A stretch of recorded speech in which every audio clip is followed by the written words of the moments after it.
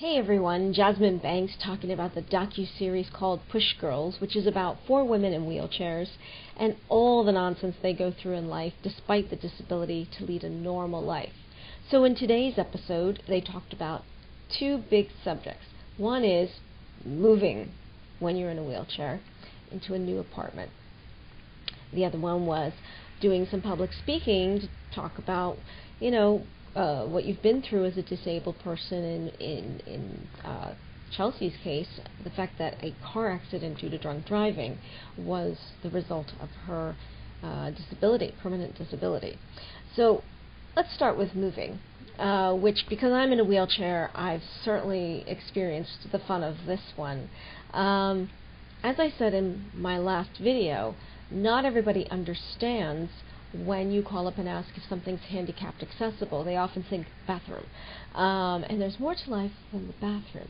So I could be calling a restaurant, I could be calling a theater, and they're not quite understanding that I just want to know, are there steps? Can I get in there and see what I need to see or eat what I want to eat? So now imagine trying to move someplace. And I can tell you that I had this experience one time, and you have to choose to view it almost as entertainment, because otherwise you're going to become a very angry and bitter person, and you don't want to do that, because more than anything, more than how society views you if you're that way, it's just not good for you. So I usually try to treat these fun experiences as my own personal entertainment. I remember calling a realtor and saying, we needed to get a house, it needed to be wheelchair accessible, there couldn't be any stairs in it. No problem. So this realtor put together a list of a bunch of houses for us to go look at, all of which had a big long flight of stairs leading up to the house. There were no stairs inside. It was basically a ranch that was up a bunch of steps. And I said, well, why are there stairs leading up to the house if I'm in a wheelchair? She says, oh, but once you're inside, you're fine. I said, right, but with that many stairs, we're not even talking one, and even for me, one is the same as a flight. I wouldn't be able to leave. I might not even be able to get in there. And she says, oh, you were going to go out? So, again, when it comes to moving, just like going to a restaurant or anywhere in life, you have to ask lots of questions, like, the apartment I'm going to rent, or the house I'm going to buy, needs to be handicapped accessible. It needs to not have steps. It cannot have narrow doorways. You have to get into many details, because in fairness, what's handicapped accessible to one person is not to another, because everybody's disabilities are different. But aside from that, your average able-bodied person doesn't always get it, that if there's a wheelchair involved, there cannot be steps involved. So Mia, the woman in this show, goes through that, and also, some concerns about safety when it comes to a place that you're going to live in. While this one choice was accessible, the problem was it was an apartment, and it was up on like the 10th floor or something. And then, of course, it begs a concern of, well, she does live in LA. What if there's an earthquake? Well, what if there's a fire and the elevator is the only way in and out? Is that something that you want to take the risk at? Now, I live in New York City, and, well, there's not much choice in there. But if you can avoid living in a place that has a lot of booby traps for you, yeah, it's better. But I will say this. When I moved here from suburbs of New Jersey, it was a little bit intimidating to think, I'm going to be up a few floors, whereas before I was in a ranch house. Now the difference is, in that ranch house, I was more vulnerable in a way, because just anybody could come up to it. I wasn't up and away from everyone. Someone could crawl in my window. So danger can happen anywhere, anytime, if it's going to happen. When I moved here, the first thing I did was I found out where is my local fire department, and it happens to be around the corner from me. So I went over there and I let them know, hey, I'm moving into the neighborhood, this is exactly where I'm going to live, can I take you around the block, and even point to the window so that you know if there's a fire, where you're going to, crack the window open and get me out of it. And the fire department will do that. They put it into the computer system so that if a building is on fire, it's in there, in the computer system, and it signals them how many people that are disabled and cannot get out on their own are in that building and exactly where they are. They want to know where's your bedroom, every detail. If you live in the suburbs, if you live in the city, this is something you should always do. You should also tell your police department where you live as well, in case, again, there was an issue. They know exactly how to get to you and rescue you. Very important stuff to do. So while there's the fun of finding the place, there's also the reality that there are safety issues whether you're able-bodied or not. But if you're not able-bodied, definitely you want to have backup plans in place. And, security systems. If you're going to have one of those security systems where there's a monitoring service, again, they need to know if you're disabled. This is very important because how they're going to handle it if there's an emergency is very different than if it's an able-bodied person, because the reality is there's a higher chance that the able-bodied person can get out of the house if there's a fire. If there's someone who snuck in, maybe they could sneak out the window or whatever. But if you're in a wheelchair, you're very limited as to where you can go and how you can get there. So that would be my big advice if you're disabled and you're moving, is number one, you really want to give the realtor a lot of details. There cannot be too many details because you want to paint a picture for them of what are the barriers, what are the needs, more importantly the barriers, so that they have a list to check off as to what will not work. Don't assume they know anything. And the second thing is there's going to always be safety issues wherever you live. So you want to really think out, what are your backup plans?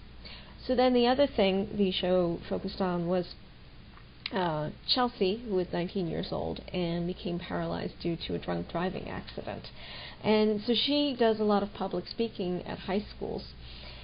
And it made me feel bad for her in that she talked about how the dad set up this foundation based on her accident, and she and the dad go around doing speeches.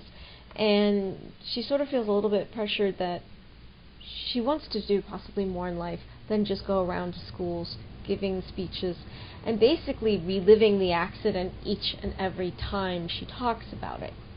Now, I've done a lot of public speaking about disability awareness and patient sensitivity. It was always interesting that when I was in high school, everyone's career suggestion for me was, it should be related to the disabled. When I was on the school newspaper, wow, you're such a good writer. You can write stuff about the disabled. Well, I have more interest than that. I have other goals that are not related to disability. But I can't deny who I am and what comes with me. I feel that it's more important in my situation, who I am as a person, to be an example of what I do.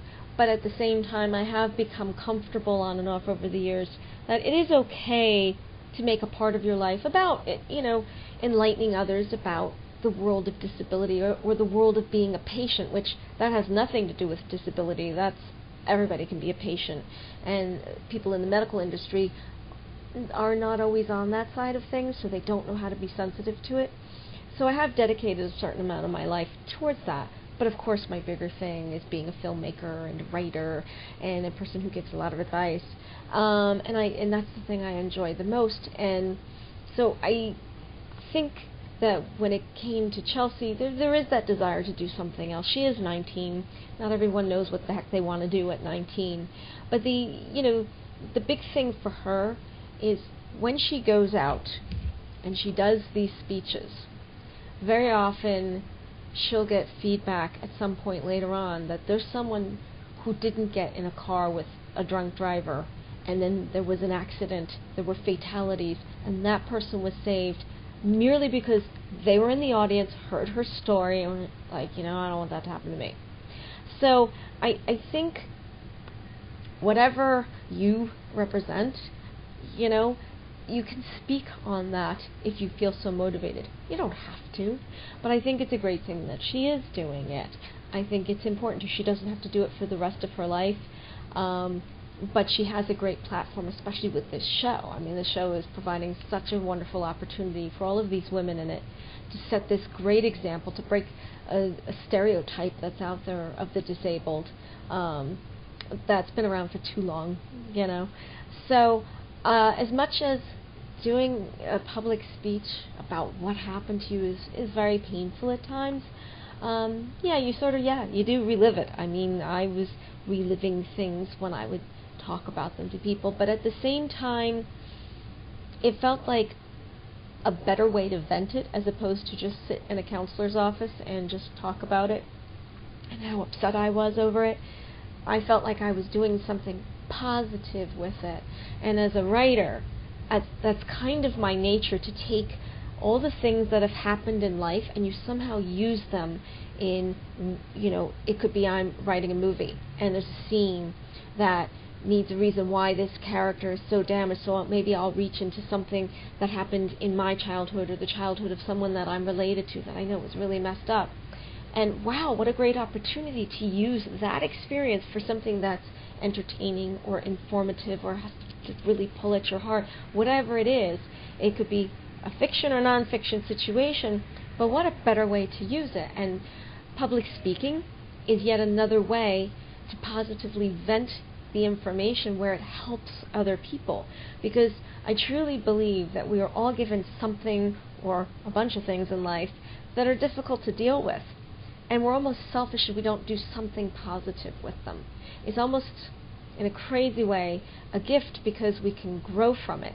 Now, if I had to, to do it over again, would I choose to have this illness take over my body and render me in a wheelchair for the rest of my life? Heck no, I'm not insane. But at the same time, you can't change the cards you were dealt. It is what it is. Sci-fi fantasies aside, it is what it is. So you do have to do the best with it that you can. And that's okay, and that's empowering because you're actually taking control of the situation at that point.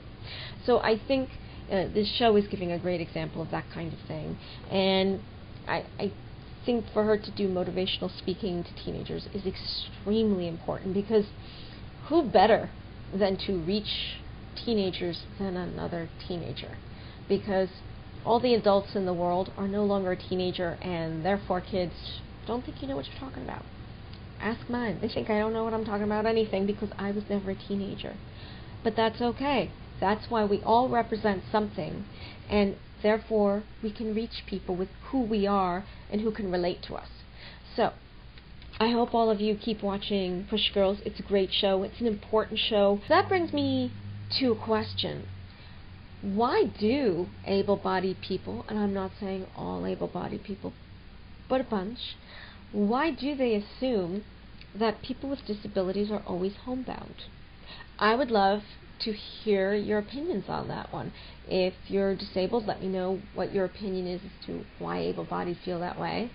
And if you're able-bodied and that was what you thought, why? Or if you know other people that think that way, or just what your opinion is. I'd love to hear it, because it is a big issue for someone in a wheelchair. It's a huge issue. It's what's always assumed about you, that you don't go out. So I thank you very much for tuning in, and until next week, I look forward to hearing your answers to my question. Thanks.